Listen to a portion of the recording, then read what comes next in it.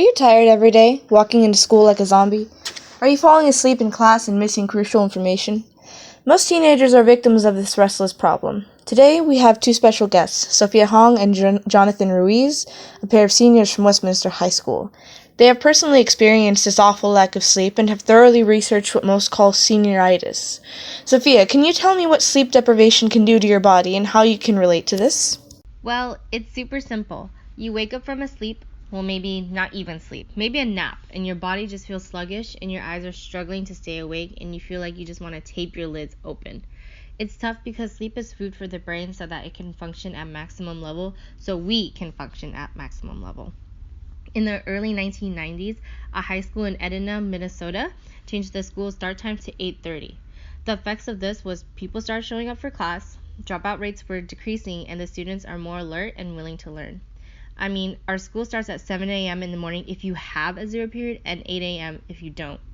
Deciding for a high school student to have zero period or not is difficult because sometimes the class needed is only offered early in the dead of the morning. Yeah, if we start later, we get out later, and everything might be pushed back a little bit, but it depends on everyone and how they manage time. If someone just takes advantage of the extra time, then what's the point?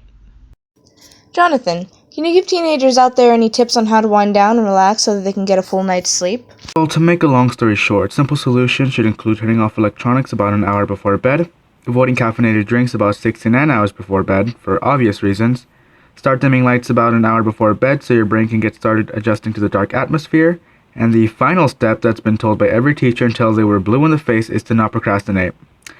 I've had trouble with this, your teacher probably has trouble with this, your grandmother's pet turtle probably has problems with this. I know that nice trip to the almost rundown mall with your homegirl sounds fun, but it's not going to be fun when you have to edit a podcast at 11:59 p.m., so be prepared. Also, why would you not want sleep? Sleep's great. Okay, so sleep is great, but those who can actually get their hours of sleep, what kind of advantages do they have over people who don't get the amount of sleep that they need? Well, for one thing, having more sleep will make you feel better as a whole and can make your brain function better for your daily activities. Having a scheduled sleeping time will better yourself into scheduling your whole day, making things more organized and relaxing. Like Jonathan mentioned before with some tips, my tip for you guys is to take short 30-minute naps when you can. Try not to oversleep on the weekends to try and catch up on some sleep. It can definitely throw off your schedule and you'll fall back into bad habits. You heard it here, everyone. Sleep should be moved up your list of priorities by a few notches, at least if you want to be able to succeed in school and keep your body running on more than fumes. Sleep is key in being able to focus and function, and while you can stumble around for a while and get things done, you're gonna burn out sometime.